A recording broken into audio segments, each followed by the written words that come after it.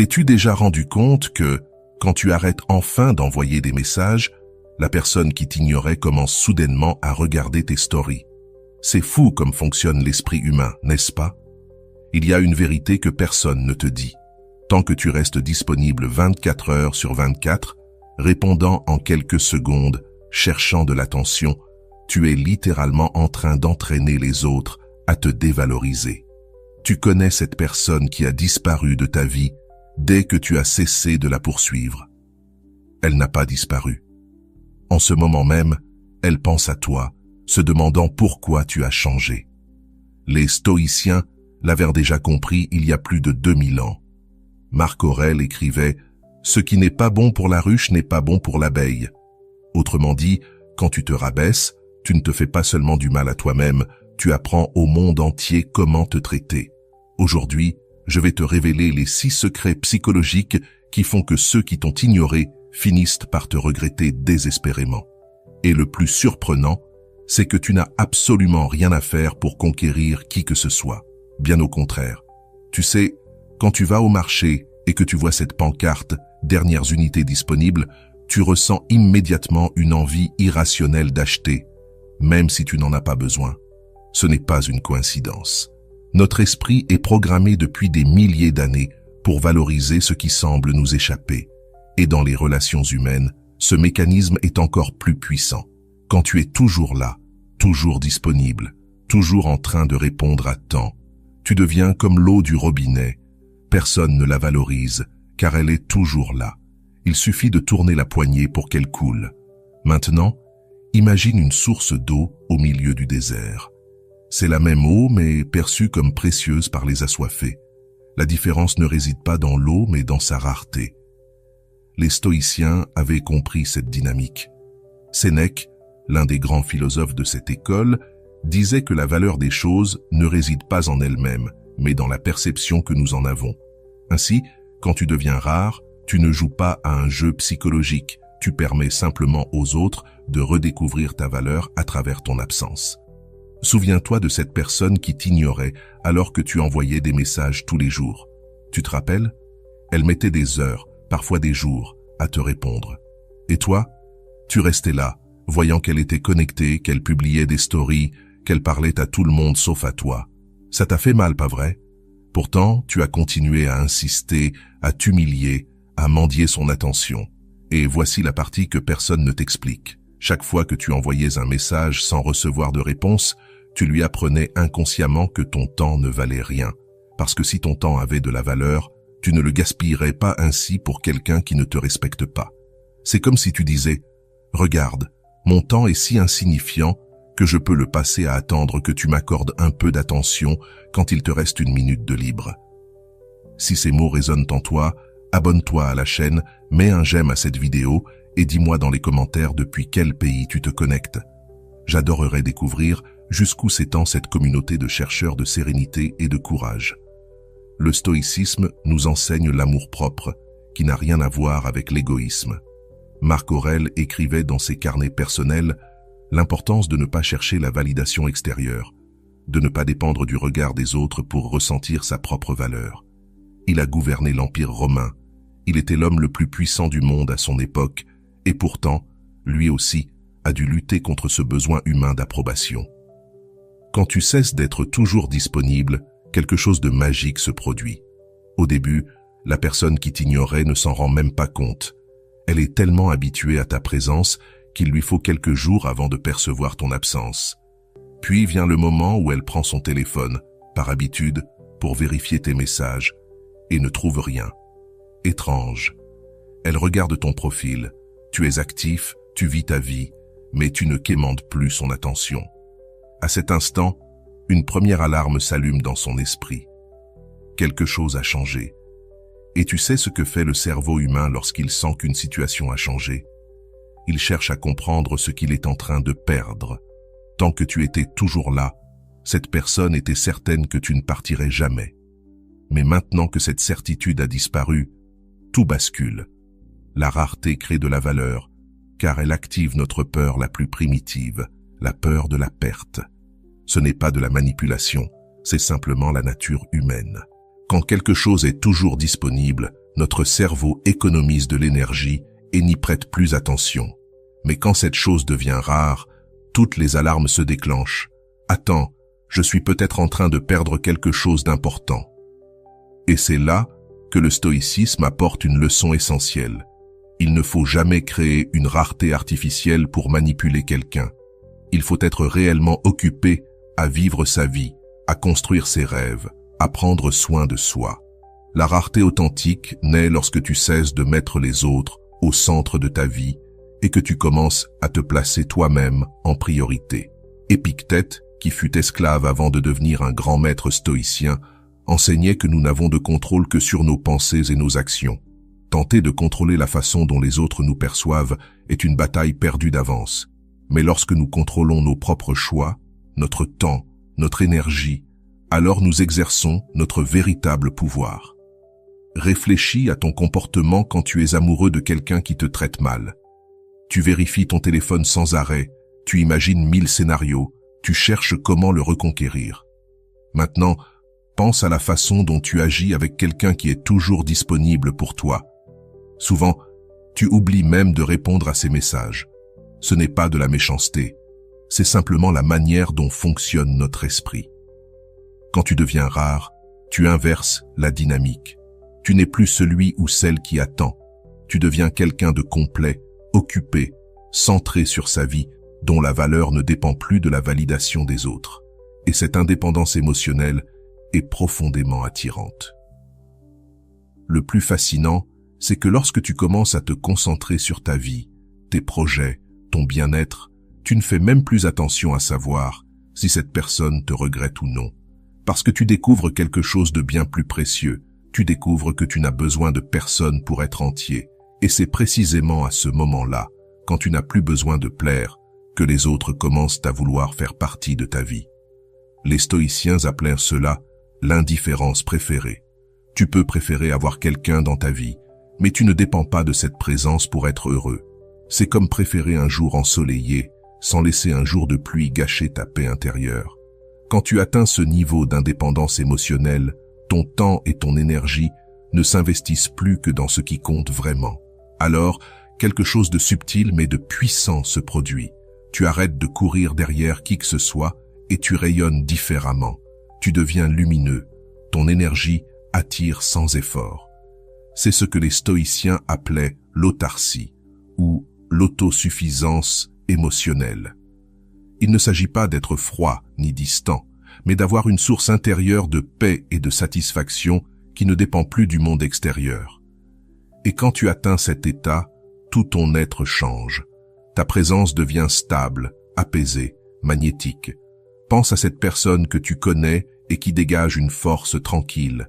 Elle n'est pas forcément la plus belle, ni la plus riche, mais quand elle entre quelque part, tout le monde la remarque.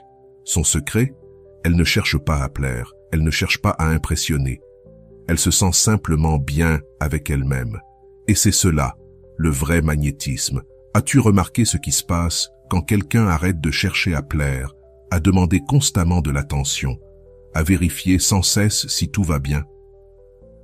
Compare cette énergie à celle d'une personne qui veut toujours être rassurée, qui demande si tu es fâché, si elle a fait quelque chose de mal. Cette énergie de besoin constant finit par repousser. Pas parce que les gens sont mauvais, mais parce que cette énergie pèse. Elle épuise ceux qui l'entourent. C'est comme quelqu'un qui emprunte tout le temps. À force, les autres finissent par l'éviter. Marc Aurèle parlait de l'importance d'être comme une roche au milieu de la mer. Les vagues s'écrasent, mais la roche demeure ferme. Quand tu développes cette force intérieure, quand tu cesses d'être secoué par les émotions ou les opinions des autres, tu dégages une présence que les gens respectent et admirent. L'énergie magnétique naît lorsque tu es vraiment en paix avec toi-même. Ce n'est pas un masque, ni une posture. C'est quand tu te réveilles le matin sans avoir besoin de vérifier ton téléphone pour voir si cette personne t'a répondu. C'est quand tu es à un rendez-vous et que tu ne cherches pas à impressionner. Tu es simplement toi. C'est aussi quand quelqu'un te rejette et que tu penses « ce n'était pas censé être », sans te détruire, sans te demander ce que tu as fait de mal. Tu connais ce moment où tu arrêtes enfin d'appeler quelqu'un et où tu recommences à vivre. Soudain, tu ris plus, tu sors plus, tu prends soin de toi, tu refais des choses que tu avais abandonnées. Tu revois des amis que tu avais délaissés.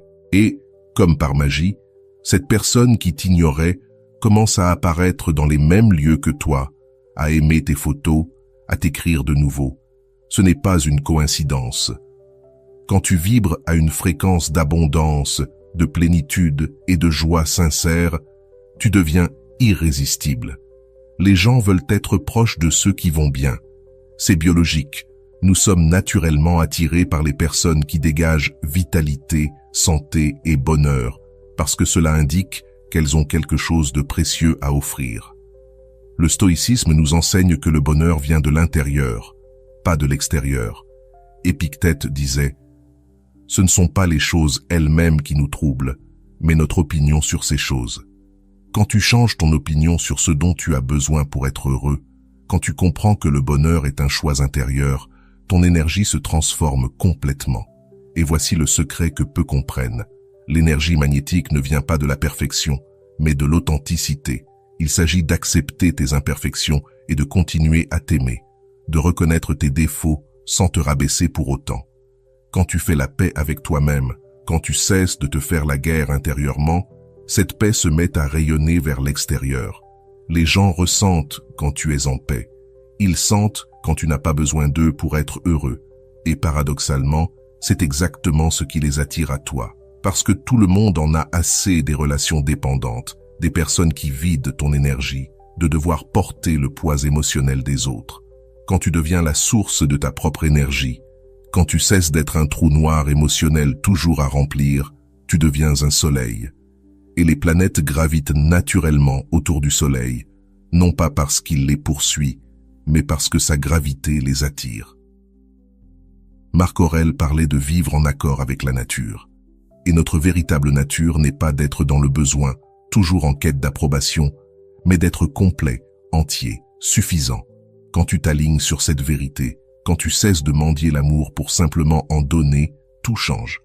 La personne qui t'ignorait commence à se demander « Qu'est-ce qui s'est passé ? Pourquoi a-t-il ou elle changé autant ?» La réponse est simple. Tu as cessé de placer ta valeur dans les mains des autres et tu l'as reprise pour toi.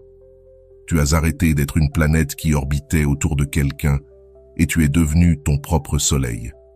Désormais, celui ou celle qui veut ta lumière devra s'en approcher. Tu ne la porteras plus vers ceux qui ne la respectent pas. Plus tu poursuis, plus l'autre fuit. Plus tu avances dans ta propre vie, plus il ou elle revient.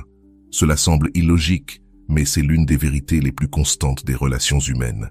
Et ce n'est pas parce que les gens sont cruels, c'est parce que notre cerveau est programmé pour fonctionner ainsi.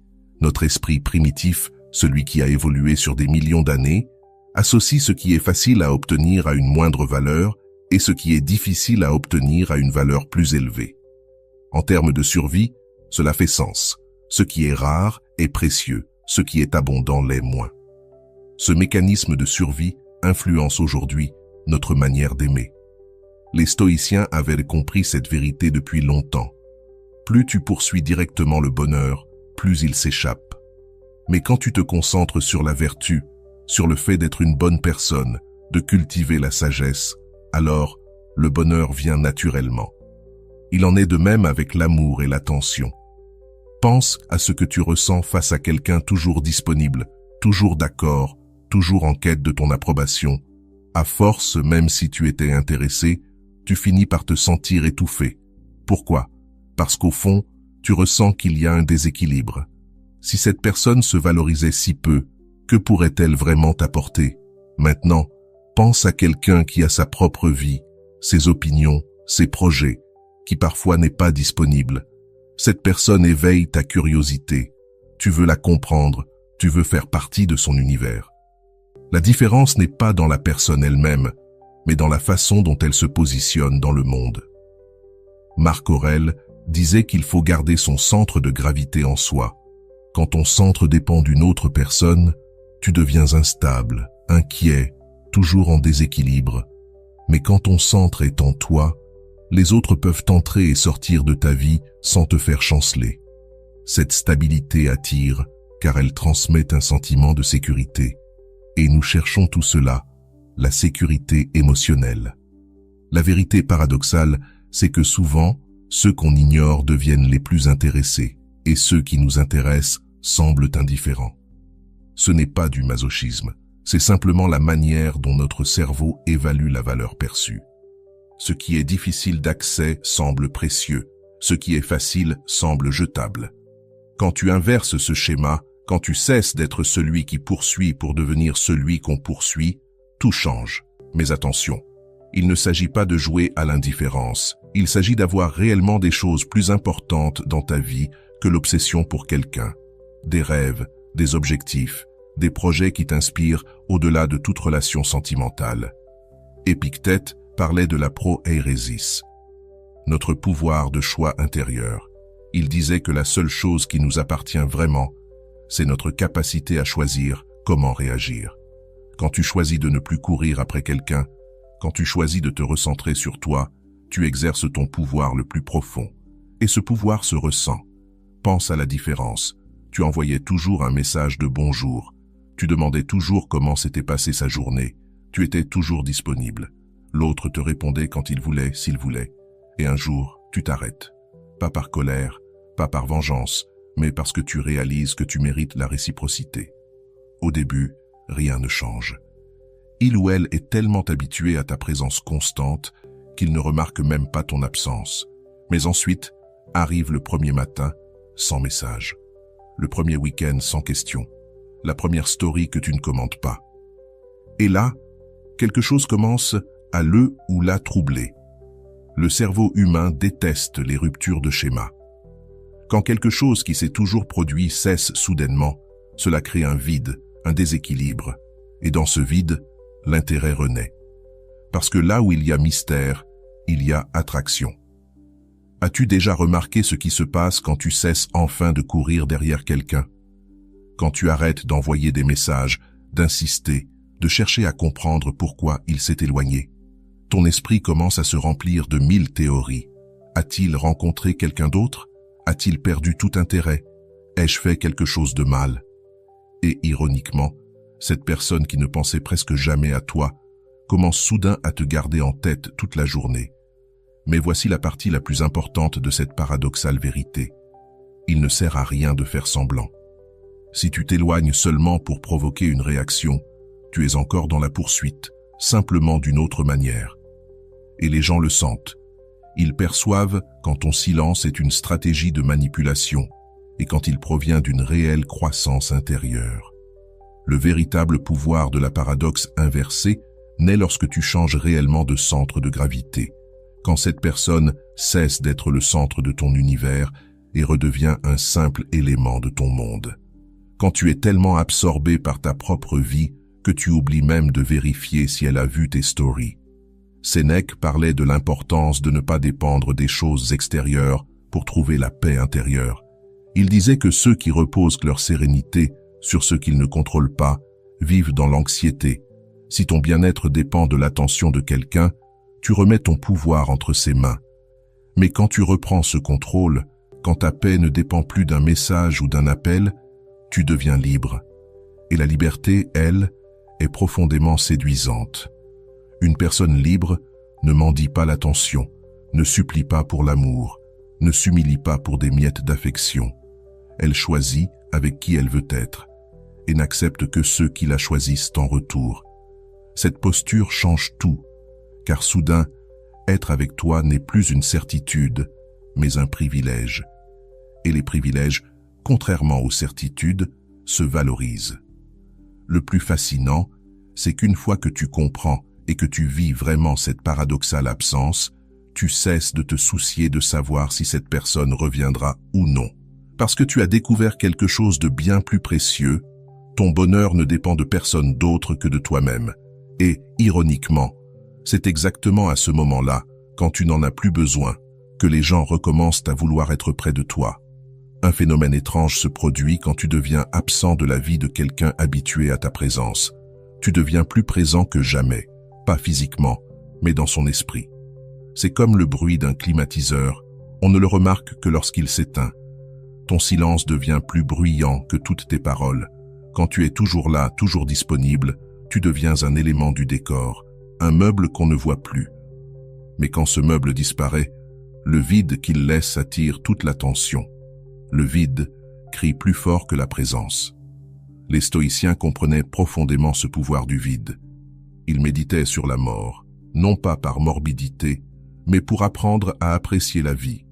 Ils méditaient sur la perte, pour chérir ce qu'ils avaient, sur l'absence, pour comprendre la valeur de la présence. Marc Aurèle écrivait qu'il faut imaginer la perte des choses qu'on aime afin de mieux les apprécier tant qu'elles sont là.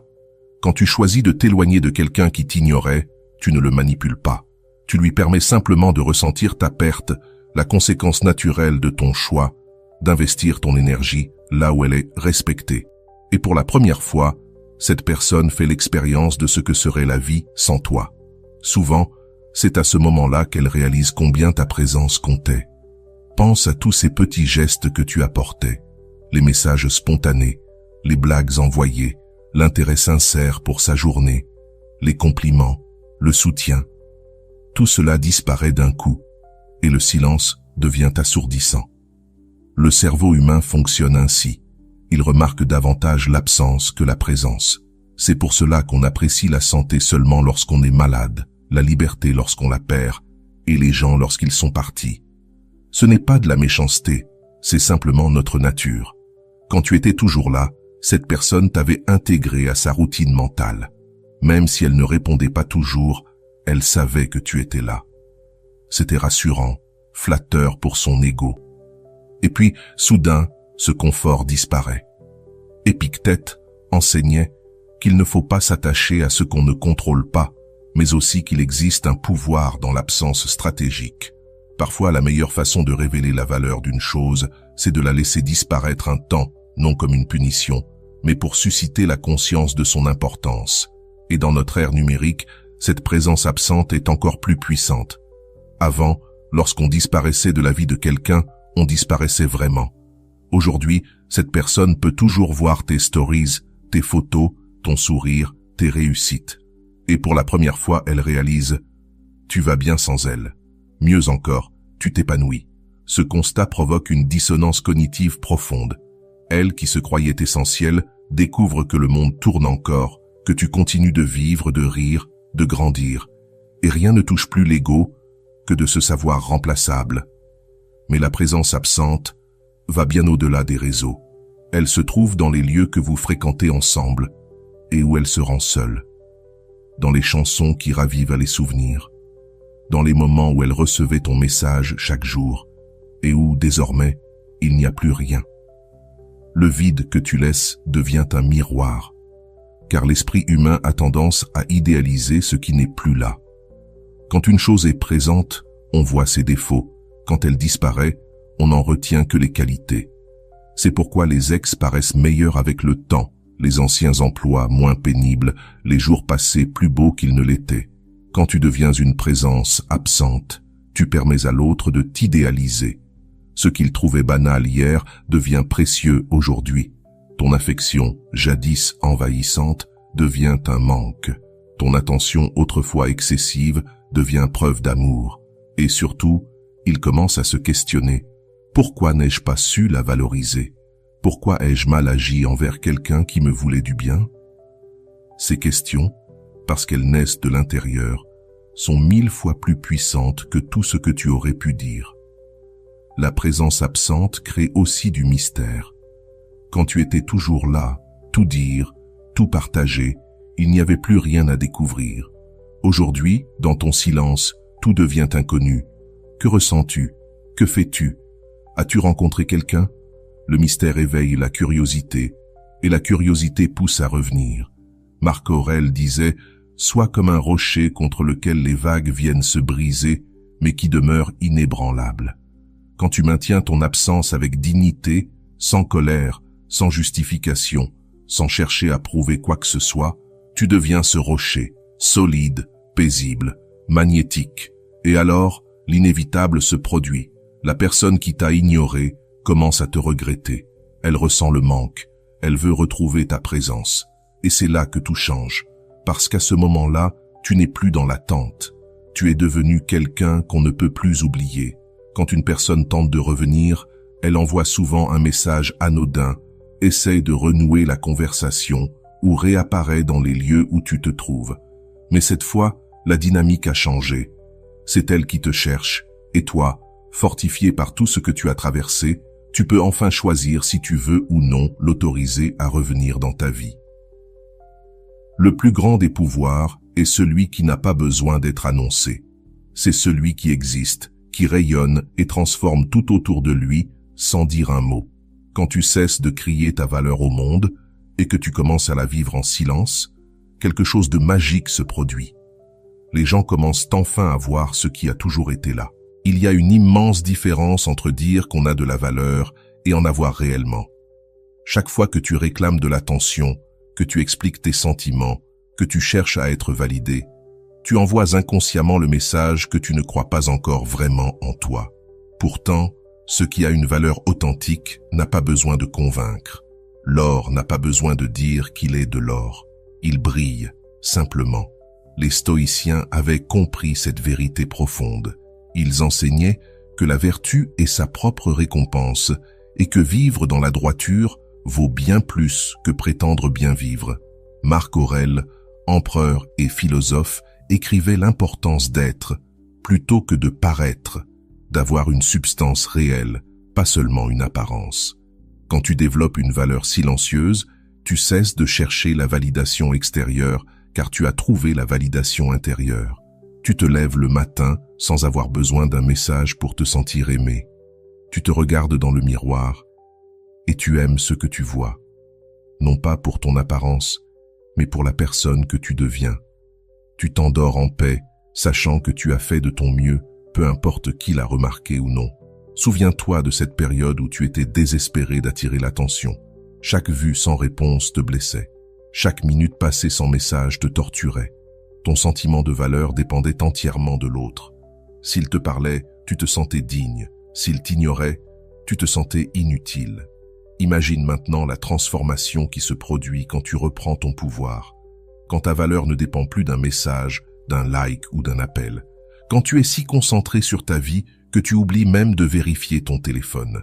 Quand quelqu'un t'ignore, cela ne te détruit plus, car tu sais ce que tu vaux. Et ce que tu vaux ne diminue pas parce que quelqu'un d'autre est incapable de le voir. Épictète, qui vécut une partie de sa vie en esclave, enseignait que la vraie liberté vient de l'intérieur.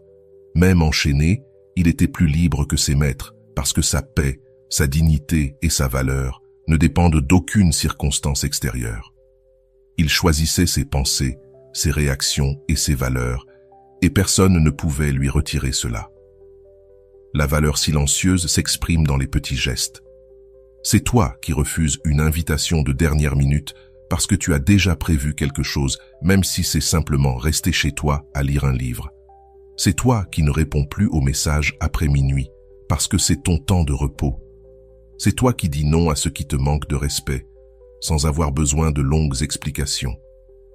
Quand tu agis avec cette dignité silencieuse, les gens le sentent. Ils perçoivent que quelque chose a changé. Tu n'es plus disponible pour les miettes. Tu n'acceptes plus d'être une option. Tu ne tolères plus le manque de respect. Et le plus impressionnant, c'est que tu le fais sans colère, sans drame, sans discours. Tu t'éloignes simplement de ce qui ne te sert plus et tu te rapproches de ce qui t'élève. Sénèque parlait de la richesse intérieure. Il disait que ceux qui dépendent des choses extérieures pour se sentir riches seront toujours pauvres. Mais ceux qui possèdent des valeurs, des principes et de l'amour-propre sont véritablement prospères. Et cette prospérité intérieure se reflète dans chaque aspect de leur vie. Cette force tranquille se manifeste aussi dans ta manière de gérer le rejet. Avant, quand quelqu'un t'ignorait, tu cherchais à comprendre, tu voulais une explication, tu demandais une autre chance. Maintenant, quand quelqu'un te tourne le dos, tu penses simplement « Très bien, cette personne ne peut pas voir ma valeur » et tu rediriges ton énergie vers ce qui la mérite, sans rancune, sans douleur, juste avec paix. Et c'est là que tout change. Ceux qui te prenaient pour acquis sont déstabilisés.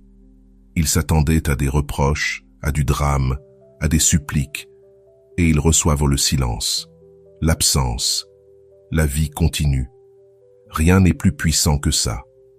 Le plus surprenant, c'est de réaliser que tu n'étais peut-être pas aussi important dans la vie de quelqu'un que tu le pensais. Et paradoxalement, c'est cette leçon d'humilité qui t'élève. Car la valeur silencieuse dépasse les relations amoureuses. Elle transforme ta manière de travailler, d'amitié, de vivre. Au travail, tu cesses de te tuer pour impressionner et tu fais simplement ton meilleur parce que c'est ton standard. En amitié, tu cesses de tout donner à ceux qui ne donnent rien et tu investis ton énergie là où elle est honorée. En famille, tu poses des limites saines sans te justifier. Et peu à peu, les gens commencent à te traiter différemment avec plus de respect, plus de soin, plus de considération. Car l'énergie de la valeur attire le respect. Quand tu te traites toi-même comme une priorité, les autres le ressentent.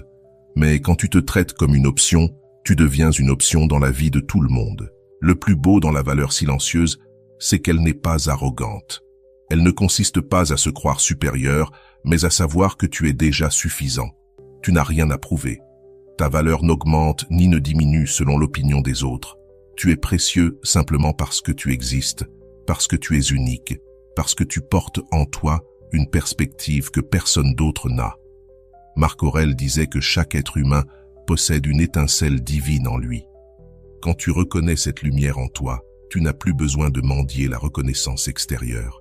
Tu deviens ton propre soleil, ta propre source de chaleur et de lumière. Et les autres le sentent. Cette énergie attire, inspire, magnétise. Tout le monde veut être près de quelqu'un qui connaît sa propre valeur, car cela réveille la leur. C'est pourquoi, quand tu te valorises en silence, ceux qui t'ont ignoré commencent à faire attention. Ils réalisent qu'ils ont perdu quelque chose de précieux, non parce que tu leur as dit, mais parce que tes actions le montrent. Ils te voient t'épanouir loin d'eux et comprennent peut-être enfin que le problème n'a jamais été toi, mais leur incapacité à reconnaître ton éclat. Et alors, le flux énergétique s'inverse. Là où tu courais après, maintenant on te poursuit. Là où tu suppliais, maintenant on te désire. Là où tu étais ignoré, on te recherche. Ce n'est pas un tour de magie, c'est la conséquence naturelle du fait que tu es devenu ton propre centre de gravité. Quand tu comprends enfin que poursuivre éloigne et que te valoriser attire, toute ton énergie change de direction. Comme un fleuve qui retrouve son cours, elle revient vers toi, te nourrit, te renforce, te fait grandir. Les stoïciens savaient que l'univers fonctionne selon des forces naturelles, et l'une des plus puissantes est celle de l'attraction, non pas celle que l'on provoque par besoin, mais celle qui naît quand on est aligné avec soi-même et avec son but intérieur. Et c'est là que tout commence à se transformer. Notre véritable nature n'est pas d'être dépendant, mais d'être complet.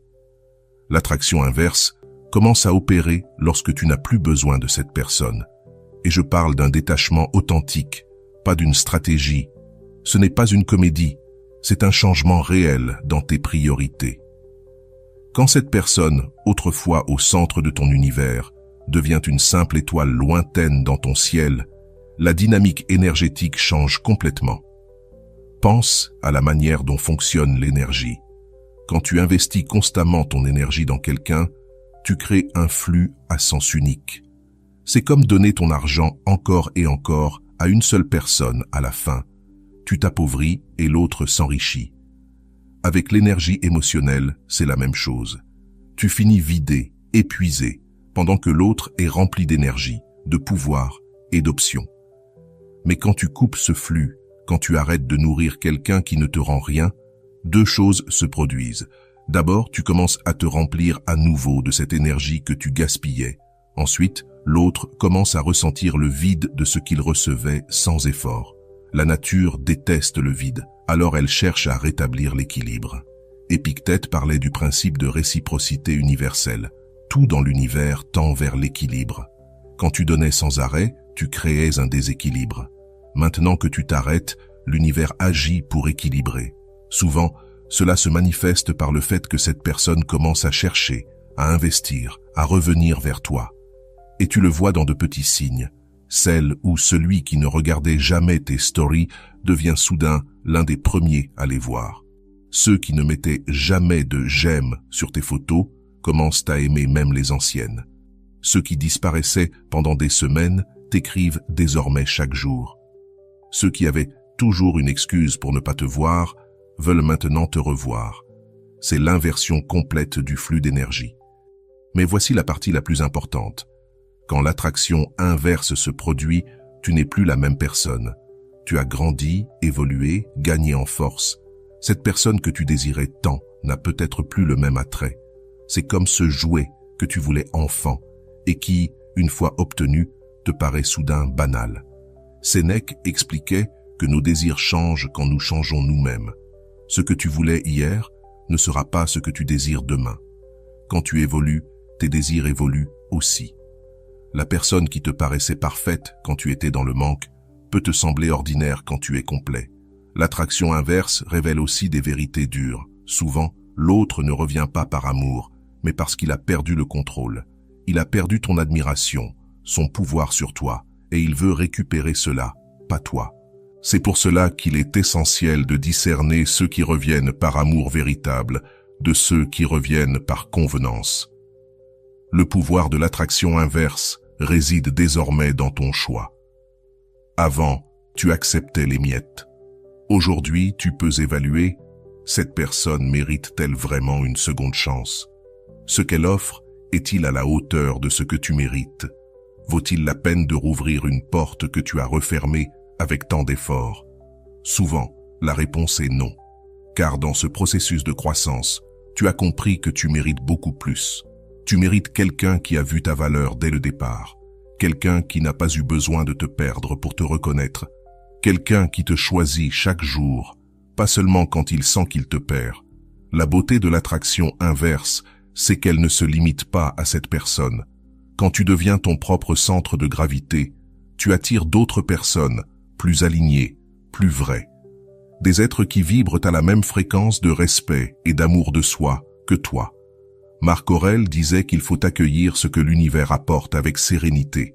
Quand tu cesses de forcer, de poursuivre ou de vouloir tout contrôler, et que tu te concentres simplement à devenir la meilleure version de toi-même, l'univers commence à conspirer en ta faveur. Les bonnes personnes apparaissent, les opportunités surgissent, les portes s'ouvrent, et celui ou celle qui t'a ignoré voit tout cela. Il ou elle te voit t'épanouir, attirer d'autres personnes, d'autres possibilités, d'autres horizons. Il réalise que tu avais raison, tu avais de la valeur, mais il ne savait pas la voir.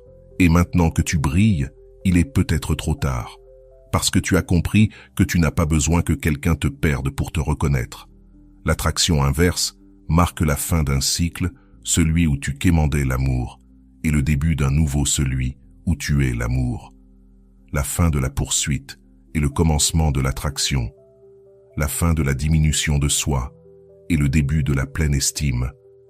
Et quand ce nouveau cycle s'installe, tu découvres la vérité la plus libératrice de toutes. Tu n'as jamais eu besoin de courir après qui que ce soit.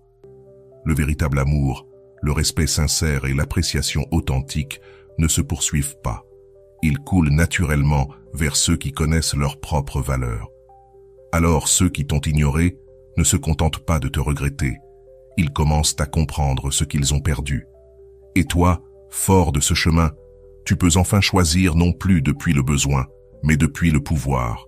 Choisir qui mérite ton énergie précieuse. Et souvent, ceux qui t'ont ignoré ne font plus partie de ces choix, car tu as appris la leçon la plus importante. Ceux qui n'ont pas su te valoriser quand ils t'avaient ne méritent pas que tu les perdes à nouveau. Et voilà, j'espère que vous avez trouvé beaucoup de valeur dans cette vidéo. Merci d'être resté jusqu'à la fin de cette vidéo. J'adore quand vous faites ça. Si vous voulez une autre vidéo sur ce sujet, écrivez en commentaire « J'en veux encore plus ». J'espère vous revoir dans une autre vidéo. Merci pour ton temps, prends soin de toi et à bientôt.